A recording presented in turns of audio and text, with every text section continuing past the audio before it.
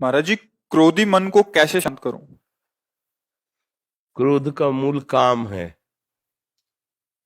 क्रोध की स्वयं की सत्ता नहीं। कामा संजायते क्रोधा, क्रोधा स्मृति विभ्रमा स्मृति भ्रंशात बुद्धिनाशो बुद्धिनाशात प्रणश्यति। पहली बात तो ये कि आजकल अपने लोग ऐसे आचरण करते हैं जिससे हमारी क्षमता शारीरिक और बौद्धिक दोनों नष्ट हो रही। खान पान और ब्रह्मचर्यहीनता, जो दृष्टि में ही नहीं देखा जा रहा, उस पर सुधार ही नहीं किया जा सकता। क्योंकि छोटे छोटे बच्चों के पास मोबाइल है, छोटे छोटे बच्चे गंदी हरकतें करके अपने को नष्ट कर रहे हैं।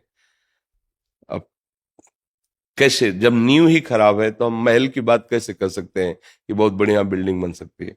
अगर संयम से रहा जाए, गृहस्थ भी ब्याह भी हो जाए तो भी संयम से रहा जाए, खान पान पवित्र किया जाए और प्रभु का नाम जप किया जाए, तो हमारी निर्णायक गलत है। हमें क्रोध कब आता है?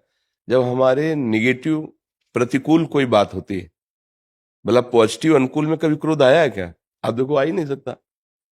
जब हमारे कोई विचार पॉजिटिव हो, अनुकूल, व्यवस्थित, तो फिर हमें क्रोध आएगा ही नहीं। तो जिसको हमने प्रतिकूल और निगेटिव माना है, उसका निर्णय करने वाली अगर हमारी बुद्धि ठीक हो तो हम अपने आप को बचा लेंगे और सामने वाले को भी बचा देंगे। पर वो बुद्धि इतनी अपवित्र हो गई, असमर्थ हो गई, कोई ठीक निर्णय नहीं कर पा रहे, तो फिर हमें गुस्सा आ जाते हैं, लड़ाई लड़ते हैं, या मन से उसका अनिष्ट सोचने लगते हैं। हर तरह से हमारी भी हानि है, उसकी भी हानि है। जिसने हमारे प्रति नकारात्मक चेष्टाएं की तो उसकी हानि होगी कि नहीं ये तो पता नहीं, पर अपनी हानि तुरंत होने शुरू हो जाती है जब हम क्रोध करते हैं। हृदय जलने लगता है, विचार गंदे होने लगते हैं, भावना हमारी हमको जलाने लगती है। इसलिए ना तो उसके लिए ठीक है और ना अपने लिए ठीक है। तो इसको मिटाना ही हमारे लिए कर्तव्य है।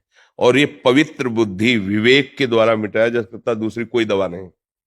विवेक के द्वारा, अगर विवेक हो जाए तो बात बन जाए। विवेक होने के लिए सत्संग में विवेक प्रकट होता है, पर उसको धारण करने की भी तो क्षमता होनी चाहिए। बिन सत्संग विवेक ना हुई। सत्संग से विवेक होगा, पर वो विवेक धारण तभी होगा जब बुद्धि पवित्र हो। बुद्धि पवित्र तभी होगी जब आहार पवित्र हो, संग पवित्र हो, आचरण पवित्र हो, विचार तभी हमारे पवित्र होंगे ना। अब हम कैसे बताएं? गंदे भोजन करना, मनमानी आचरण करना, गंदे दृश्य देखना, गंदा व्यवहार करना, गंदा विचार रखना, अब कैसे सुधारो, कैसे सुधारो? क्योंकि नींव गड़बड़ हो रही। अपने जितनी भी नई पीढ़ी है वो गंदे नशों में जा रहे, गंदे आचरणों में जा रहे, गंदे व्यवहारों में जा रहे। वो ब्रह्मचर्य को कुछ समझ ही नहीं रहे हैं, उसको एक खिलवाड़ समझ रहे हैं, मनोरंजन समझ रहे हैं। क्षमता अध्यात्म की तब आवे ना जब थोड़ा संयम होना। अब जैसे कोई आ कहता है हमें भगवान की अनुभूति कराओ तो माने, यार पूरा जीवन हो गया उन्हीं की अनुभूति के लिए तो चले। ये जितने महात्मा हैं ऐसी अनुभूति हो जाती है कि ये करवाओ, ये कोई ये थोड़ी कि थोड़ा टेस्ट करवाओ तब हम चलेंगे। उसके लिए तुम्हारी जबान भी तो ठीक होनी चाहिए। जैसे किसी को वो पीत जो अंदर बनता है बढ़ जाए, पित्त, और उसको मिश्री खाओ तो कड़वी लगेगी, क्योंकि उसकी जबान खराब है। हमारी इंद्रियां मलिन हो चुकी हैं। जैसे राधा नाम सुधा रसम, कह रहे राधा नाम क्या है? बोले अमृत रस है, प्रेमामृत भरा हुआ, पर हमें अच्छा नहीं लग रहा, नहीं वो स्वाद आ रहा। जबान खराब है, हमारी रसेंद्री खराब हो चुकी है, हमारी वाकेंद्री दूषित हो चुकी है। राधा बोलते ही एक अलौकिकता है कि हृदय में एकदम रोमांच होने ज्यादा, तो फिर अश्रु गिरने लगे, विवस्था, प्रेम विवस्था आ जाएगी।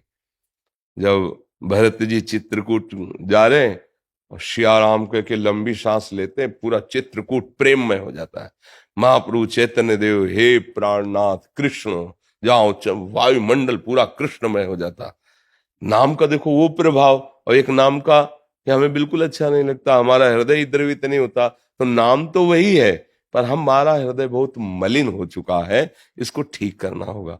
तो थोड़ा ब्रह्मचर्य पर ध्यान दो, आहार शुद्ध रखो, गंदे लोगों का संग न करो और नाम जप करो। तो आपकी बुद्धि में विवेक आने लगेगा, क्षमता आने लगेगी उसको काटने की। काट दिया तो बात बन जाएगी। अब नहीं काटा तो फिर उसको काट दोगे। लड़ाई झगड़ा गाली गुप्ता ये सब यही तो हो रहा है। संसार नाक में गुस्सा रखा है, नाक में जरा से छू गया तो पीट देगा, वो गाली दे देगा। ये नहीं समझ रहा भीड़ है, धक्का लगा होगा, जिससे छुआ है वो भी असमर्थ है, भीड़ में उसको धक्का लगी, उससे हमारे द्वारा लगे, कोई बात नहीं। अगर लग भी जाए अपने, कोई बात नहीं, कोई बात नहीं, आप आराम से, तब लगेगा कि हाँ मनुष्यता है इसमें। तो अपने को आगे बढ़ना है तो आहार ठीक करो, कोई ऐसे गंदे पदार्थ नशे वाले मत लो। अब जैसे शराब पी ले, फिर सोचे क्रोध ना आवे, शराब पी लेने पर अहम इतना बढ़ जाता है, अब अहंकार बढ़ चुका है, तो सारे दोस्त उसमें बैठे हुए हैं, अब आप जरा सा छेड़ दोगे तो फिर लड़ाई झगड़ा शुरू। तो अब वो बुद्धि जिसने शराब पी है, क्या कभी वो ठीक निर्णय कर पाएगी ना पीने पर भी? क्योंकि मलिन तो हो गई ना। अब जो मांस खाई हुई हिंसक वृत्ति प्रकट करने वाला भोजन है, भले आपने हिंसा नहीं की, लेकिन उसकी हिंसा हुई है, उसमें आप सहयोगी हैं क्योंकि आप खा रहे हैं, तो आपकी बुद्धि क्या करेगी? हिंसक बनेगी, उसमें क्रूरता आएगी, निर्दयता आएगी। आप गंदे आचरण कर रहे हैं, व्यभिचार आदि दोष, आपकी बुद्धि एकदम घृणित मलिन हो जाएगी। अब उस बुद्धि में विवेक उत्पन्न हो, निर्णय करने लायक बने, तो बड़ा असंभव सा दिखाई देता है आज के वायुमंडल में, वातावरण में।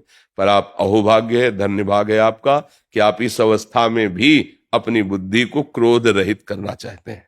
तो नाम जप करो, अच्छा आहार करो, और जब कभी कोई क्रोध दिलाने वाली बात आवे तो निश्चित समझो आपके किसी पाप का नाश करने के लिए वो भगवान लीला रचे, चुपचाप बचा के निकल जाओ, अपने को भी और सामने वाले को भी।